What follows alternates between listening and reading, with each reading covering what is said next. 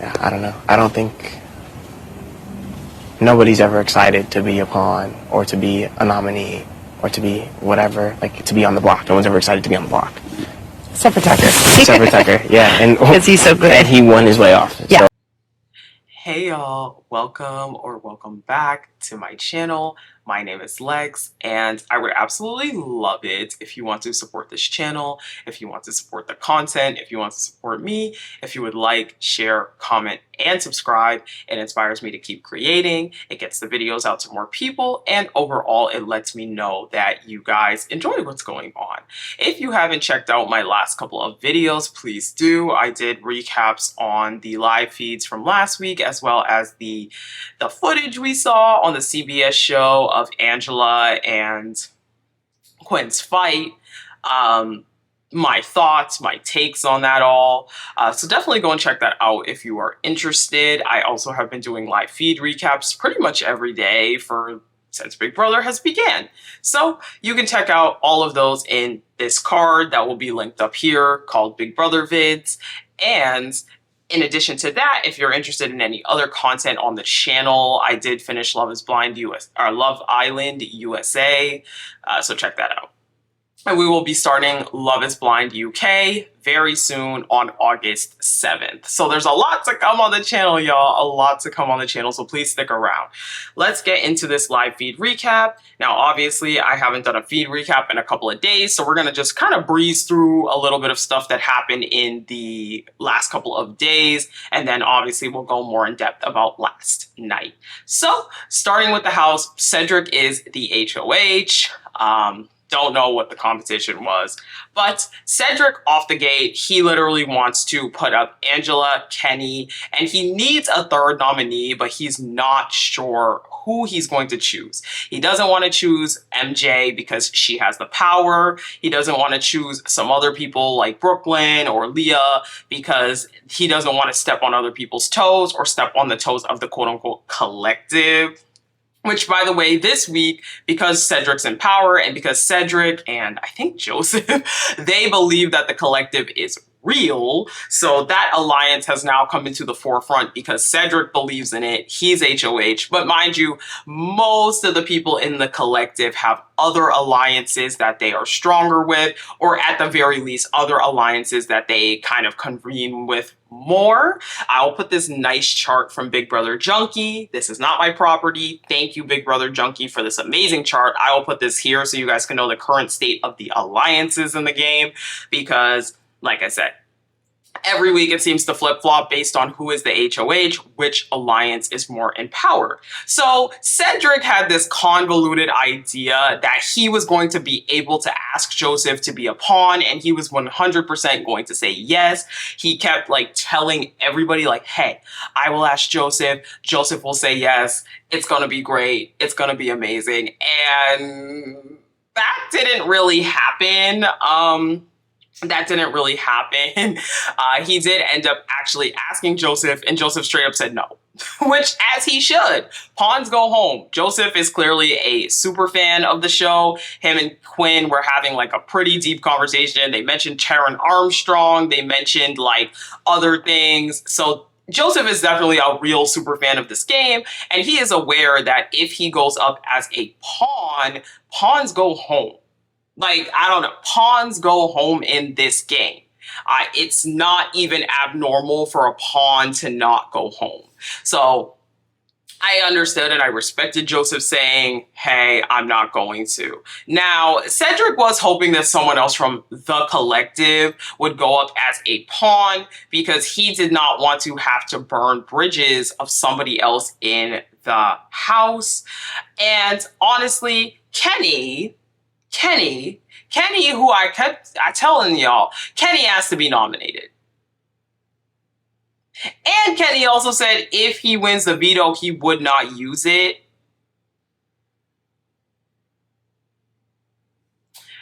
I've already said it.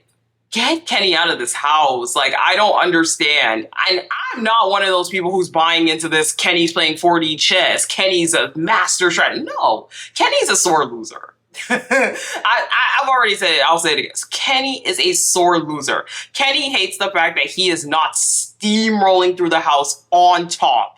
He already hates the fact that he's older than everybody, which kind of already puts him at a disadvantage because people don't really look at him as like a strong competitor.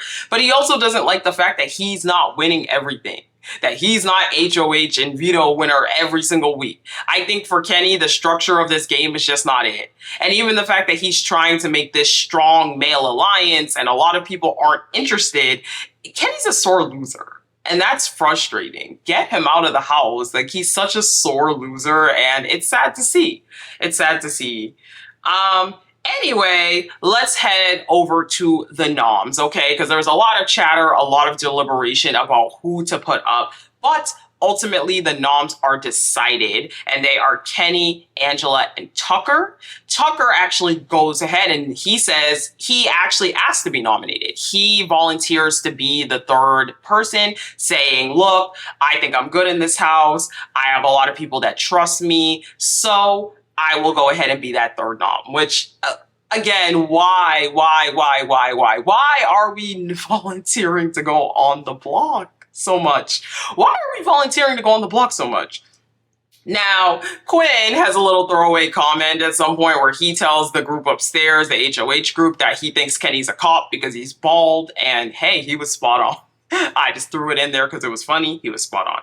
So we go to the veto. There is a lot of talk about the veto and who people would pick if they get their own chip. Angela had some talk about who she was going to pick. There was some other talk about different people who they were going to pick. But ultimately, the veto winner ends up being Tucker. Now, Angela has been back on the scene pleading her case this week, okay? Angela has realized, I want to be in the game. Let me get my head in the game. So she has started pleading her case to everyone that will listen. Her first person is Cedric, of course, because he's the HOH. Now, Angela gives this same speech to every single person that she pleads her case to. I want to stay here. I don't think I'm a threat to you. Right, most definitely. Obviously, I'm not that great in challenges. That first one I won, that was pure luck. I got you. That was pure luck. It was crazy. It was It was amazing. But it was one and done. She says she's not a threat. She should stay because of that. She's a shield. She can't win any comps. And I think at this point, Angela's social capital is really shot in the house. But I will agree with Angela that getting her out, I believe, is a waste of an HOH. At this current moment, I feel like getting Angela out is a waste of an HOH. And there was some talk this week from a few different people. I believe Joseph and Quinn, they had a very long conversation. They were actually talking about who they would want to get out based on jury votes, you know, who would vote for them in the jury. And I can see Angela being a bitter juror, so I can understand wanting to possibly get her out before jury, which I do agree. I don't think Angela should make it to jury, but I just feel like this week getting Angela out is not a smart idea. I think it is a waste of time. I think it is a waste of an HOH. And to me, it's like, let's get out somebody who is more of a threat. Now, Angela does say to Cedric, look, I will always have your back. If I am HOH, you're safe. All of these different things. As I said, we know that Angela and Cedric have this kind of like mom, son, but like in a convoluted way type of relationship. Angela tends to vent a lot to Cedric, and Cedric is very much like, no, like, you're good, mom, you're good. So, you know, at one point in the conversation, Angela actually asks Cedric to campaign for her to stay, which I was like, whoa, Ange, big Ange, whoa, let's not get too crazy now, okay? So Quinn and Joseph also have a very long talk. We're now into last night. Quinn and Joseph have a very long talk. And I'll do it too if it gets to the point where we need to. If we get like a double eviction, even if it's pre-jury, Yeah. I'll have to do it. Yeah, but Cam, the reason I don't know with Cam is because he sounded genuinely pissed off. Like he might be a good actor or something. And they are talking about multiple different things. They first are talking about the collective, and who in the alliance is at the top, who's at the bottom. You know, it's kind of known right now that Brooklyn is pretty much at the bottom of the collective. And in which case I wouldn't have cared because I was like, oh, me and him go on the block together, then he can use it. But okay, good to know. Dude, but, oh my God. Brooklyn also watches Rob Has a Podcast. Really? Yeah. She's a huge fan too. She doesn't show it sometimes. Quinn says he's not sure where Quinn and Tikor and Chemo are at, which, I mean, I think Quinn, we saw in this conversation with Joseph, Quinn's kind of BSing. And the problem with Quinn is that he has so many alliances that we don't actually know who his true alliance is. Quinn, I think, has a very messy game. I've done player rankings, and when I did first week player rankings, I thought Quinn was at the top for me. I think Quinn has made it down to almost the bottom for me. I just think his gameplay's messy. I think he has no real reason to be still lying to people about the power. I think that is very frustrating. And so I just think that his gameplay is very sloppy. He has a lot of alliances, and it's going to come back to bite him. Now, they think Joseph, thinks that Cam is heavily floating through this game, that he's just going to kind of make it by. He doesn't really do anything. And I'm like, Joseph, you're a floater. I think it's so funny that because the collective is in session, Joseph thinks he's like at the top of the game. And I'm like, sir, you were like last week's #1 floater. You were the #1 person that people were like, we don't know where Joseph is going. We don't know what Joseph is doing. Joseph is a wild card. So it's kind of crazy. Now, he does think that Brooklyn is well liked, which fair, true. They want to keep Tucker around though, because he'll put up Cedric. Now, Joseph flat out asks Quinn because he had heard from Tucker that Joseph has the power. Tucker actually confirmed this. Tucker is still going around to many people and confirming that the power exists and that Quinn has it. So Joseph straight up asks Quinn, do you have the power? And Quinn says no. Like I said, gameplay all the way down here. Quinn's gameplay is absolutely awful. Awful. Awful. Awful. And the crazy part is, obviously, Tucker is going to take himself off with the veto. And so there is kind of a floating, like, who is going to be that third person? And it's starting to look like Quinn. Because Cedric is also aware that Quinn has the power. And Quinn's lying to everybody. So there's really a lot of chatter about whether Quinn will use the power, whether the power will be flushed, whether it'll be exposed.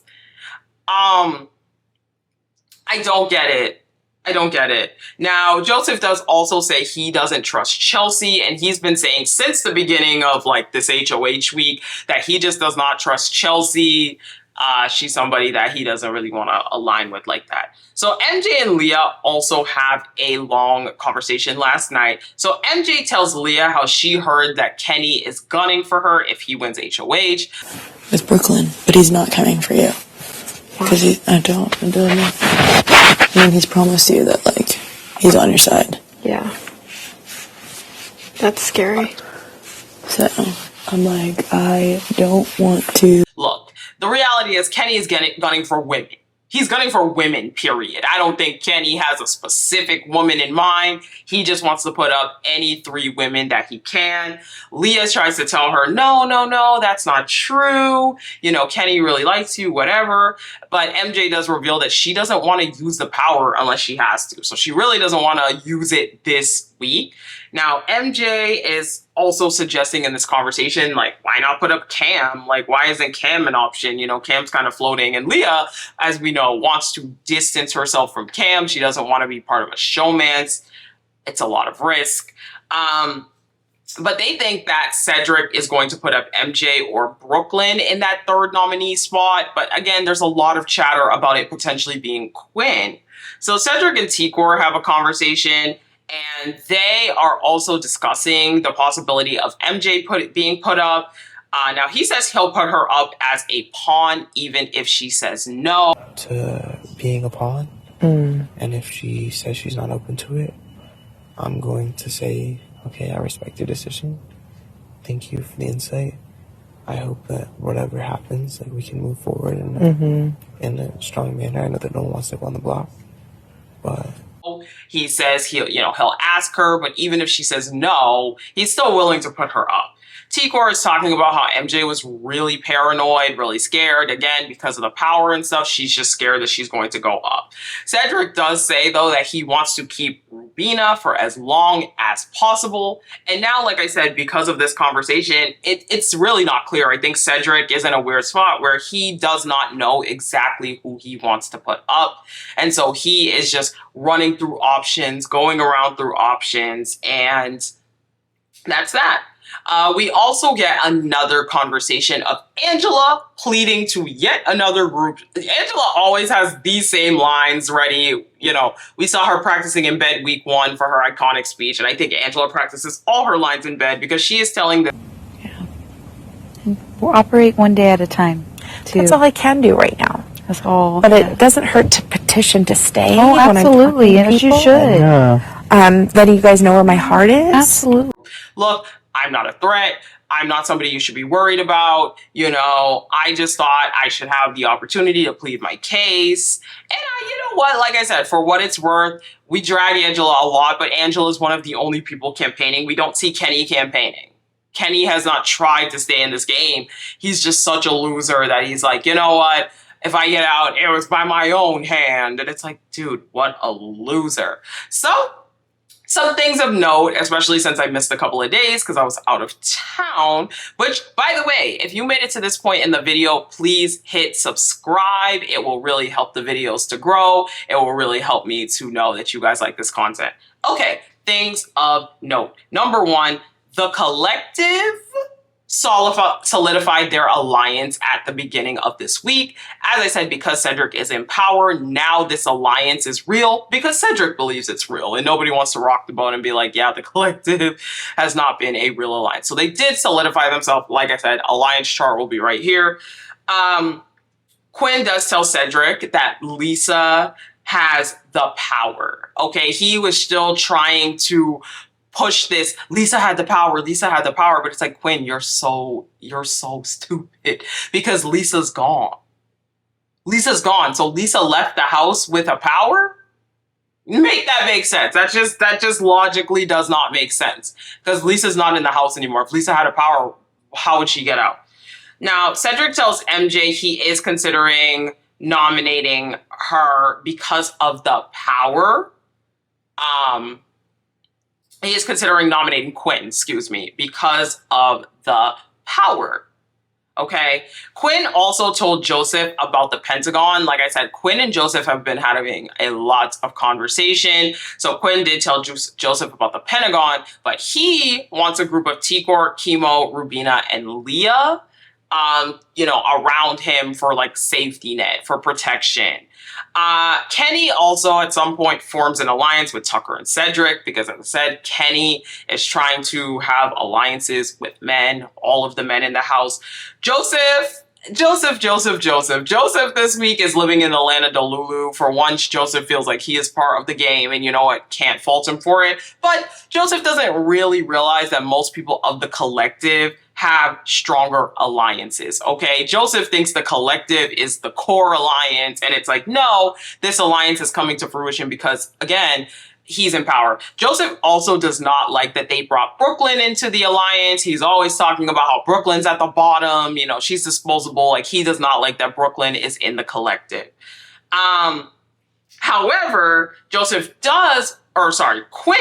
wants this is about Joseph.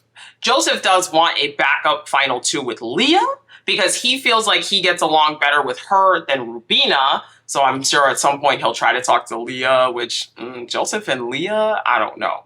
Now, Quinn does tell Tikor and Chemo in the very beginning of the week that he really does want to bring Joseph into their little final 3, because remember, supposedly that final 3 is the strongest for all 3 of them. But again, Quinn is so reckless, I literally don't know what Quinn's true allegiances are. And lastly, Angela strikes again. And I'm sorry I don't have a clip of this, but Angela called Rubina a loud brat at some point over the last few days. So she has picked her next target, and it is Rubina. that's it, y'all. That is where we are currently at in the house. We are going to have the renom ceremony very soon, and that should be very, very interesting.